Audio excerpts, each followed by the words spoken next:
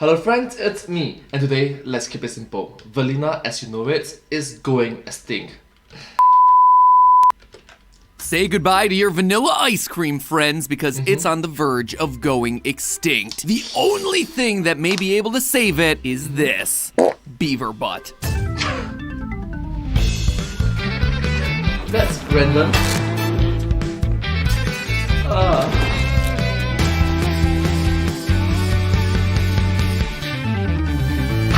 Hello, Internet! Welcome to Food Theory! Hello Internet, welcome to Food Theory. Hi. The show that's spicy in the streets and vanilla in the sheets. Sheet cakes. That is, of course, that's what I'm talking about. You know, of all the Yes, definitely. flavors out there, vanilla kind of gets itself a bad rap. I mean, it's the word that's outright used to describe something plain, boring, and flavorless. Yeah, something like plain, boring, mundane, mediocre, humdrum.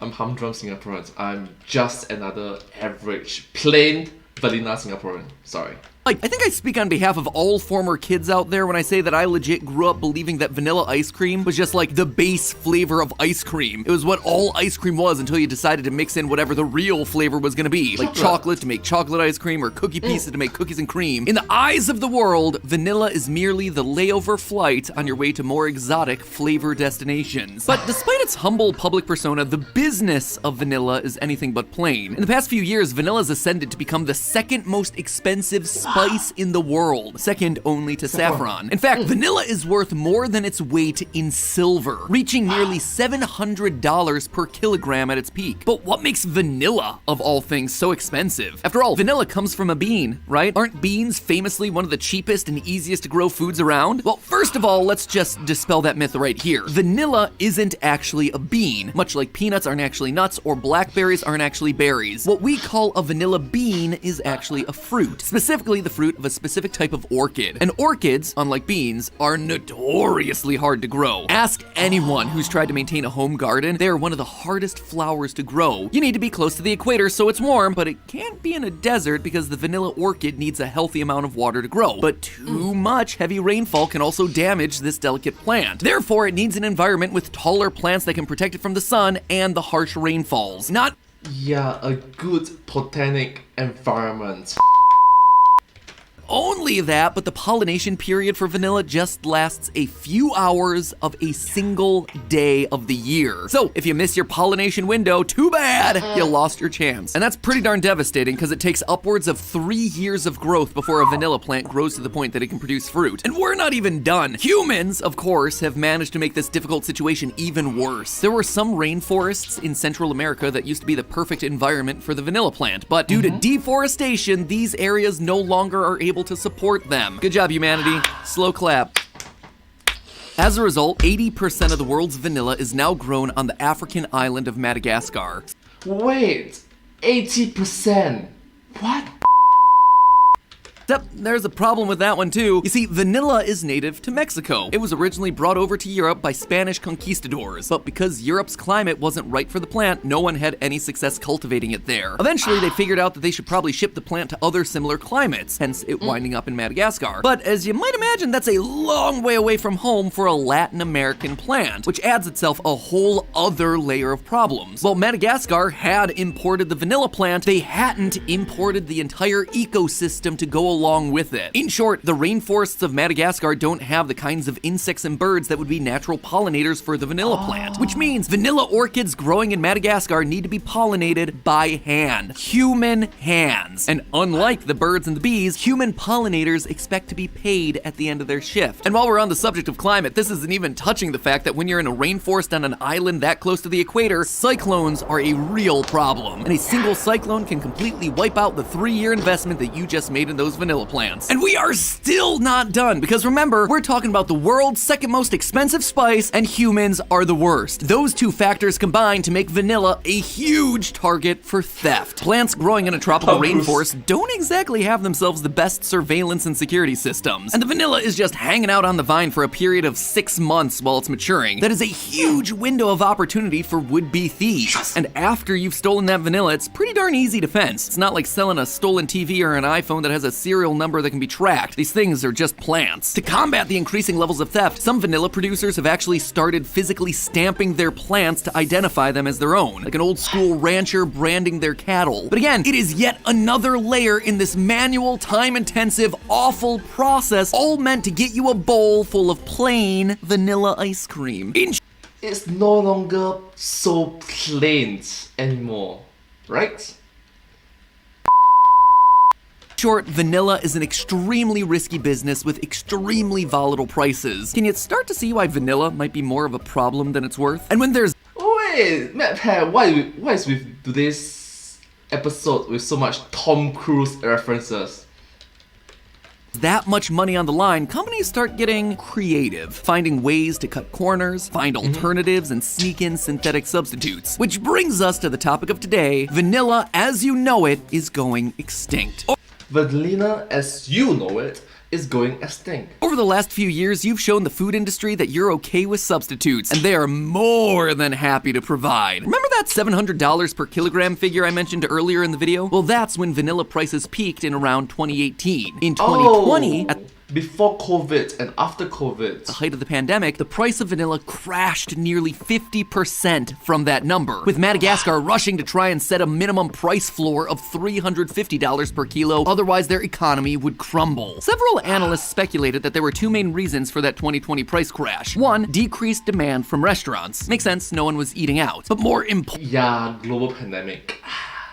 importantly, there was also point number two, an uptick in home cooking and baking. At first, that might not make a whole lot of sense. Most baking recipes require vanilla in there somewhere, and if there are more people baking, that should translate to more vanilla sales, right? Wrong. I checked several local groceries, and the going price for a tiny 2-ounce bottle of all-natural vanilla extract goes for anything between $7 and $10, depending on the brand.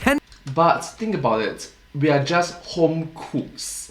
I want to focus on budgeting, so it might not be all natural, but it's like a extract of it or like a substitute of it, cheaper substitute. I will choose it. You know, I'm not like a professional. I'm just a simple home cook.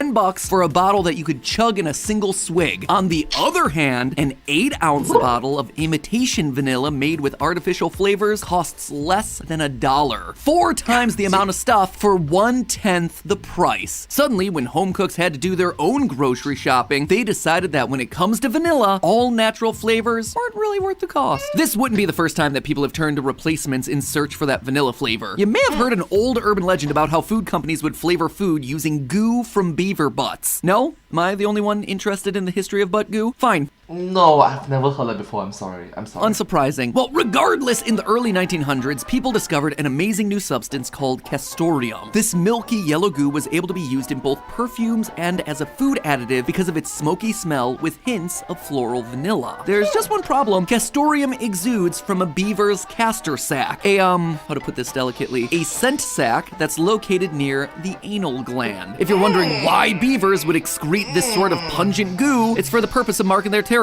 You know, once you've mixed it with the requisite urine, of course. In recent years, there's been a movement toward banning the use of castoreum. Not because people are grossed out by the idea of a food additive coming from a beaver butt, but because it's actually hard to procure in a way that's safe and humane for beavers. In some cases, hunters would just straight up kill the beavers to get to it, though technically you can harvest it from a more delicate procedure, provided you're willing to poke your fingers in places that no human fingers should dare to go. Okay, that sounds weird. Very weird. Being said, if you're wondering how much beaver butt goo is actually in your food in place of regular vanilla, rest easy, friends, consumption is really low. As of 2010, only about 300 pounds of the stuff was being consumed annually. I realize that 300 pounds might sound like a lot of butt gunk, but to put it in perspective, that is a tiny fraction of the amount of vanillin that's produced each year, around 1/10 of 1%. If this 5,000 by 5,000 pixel square is the amount of vanillin that we're consuming each year, that one single individual pixel right there, that is the amount of stuff that's coming out of beaver butts and making its way into the food that you eat. And suffice it to say, it's not going into the $2 container of Cool Whip that you're picking up at the local Piggly Wiggly. When food makers sell this stuff, it's being sold as a fancy delicacy, because food is a weird industry where sometimes you're just able to poop out gold. By the way, notice that I said vanillin, not vanilla in that last paragraph. That wasn't a typo. See, when you take a vanilla bean and extract its components, the primary extract is called vanillin, a chemical compound with the formula C8H8O3. That substance does occur naturally, but mass... Wait a minute, MatPat, you just went from botanical science to environmental science to economical science, then now into chemical science? Wow, great job! Great job for this video. Thank you so much. Producing it in a lab is a heck of a lot easier. Hence why your grocery store has artificial synthetic vanilla that is literally less than 5% the price of actual vanilla extract. And from a chemical standpoint, it is the exact same vanillin that you would get from a vanilla plant. The exact same configuration of carbon, hydrogen, and oxygen atoms. Chemically speaking, they are equivalent. There should be no atomic difference from the vanillin from the lab and the vanillin from the bean. The issue, of course, is that while vanillin is the primary component of vanilla bean extract, it's not the only component. There's lots of other things that subtly contribute to the flavor, and different batches of vanilla extract will taste differently based on how ripe the plant was, or the extraction process itself. Honestly, it's a lot like wine in that sense. Chemistry just isn't enough. The flavor is ultimately affected by the environment around it. That's why food is as much an art as it is a science. That's also why real vanilla and artificial vanilla taste different even when they should basically be the same. Now, if you can't tell the difference between artificially synthesized vanillin and actual vanilla extract, by all means, save your money and opt for the cheap stuff. Vanilla. Yes, most individuals, like the common individuals, me, I would not be able to tell, like, this is a natural and this is the artificial. It's like, okay, it's vanilla.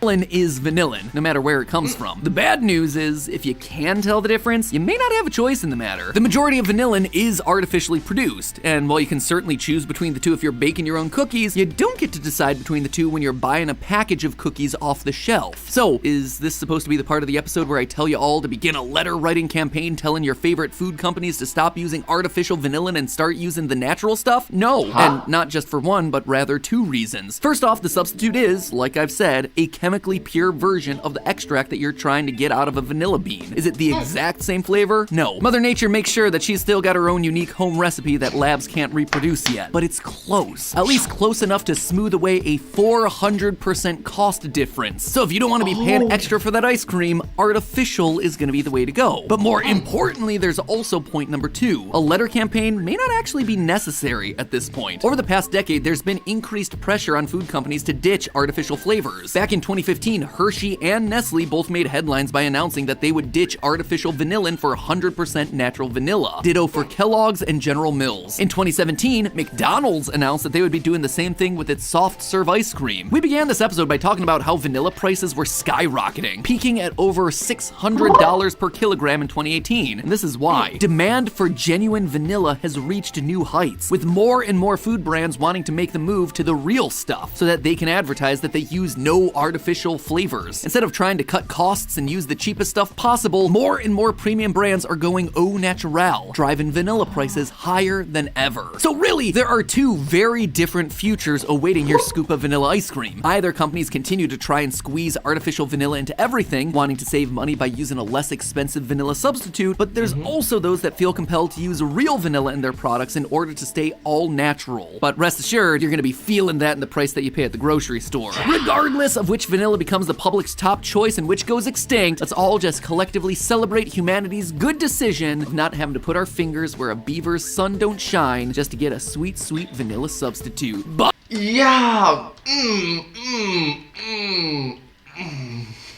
But hey, that's just a theory. A food theory. Bon appetit. And hey, if you feel like your taste buds have been tricked by fake food additives, check out this episode all about how our senses can fool us when it comes to tasting food. Or check out the episode on the right for a look at how vanilla might not be the only flavor of cake mix trying to pull a fast one on ya. Well, thank you so much for watching this video. I hope you find this video quite interesting to watch and quite educational to watch. There's so much different field of sciences that MatPat mentioned about, and it's very important that we pay attention to it. Thank you so much to all the scientists and all the professionals involved to enhance these fields, to enhance these fields of scientific studies. Thank you so much. You guys did a great job. And please remember to subscribe. Let me do a proper one. Thank you so much for watching this video. If you do like this video, please remember to like, share, and subscribe to my channel, and comment down below if you have any troubles. Down below. Don't forget to follow my channel. I hope to see you in my next video. But hey, that's just a theory. A full theory. Bon appetit.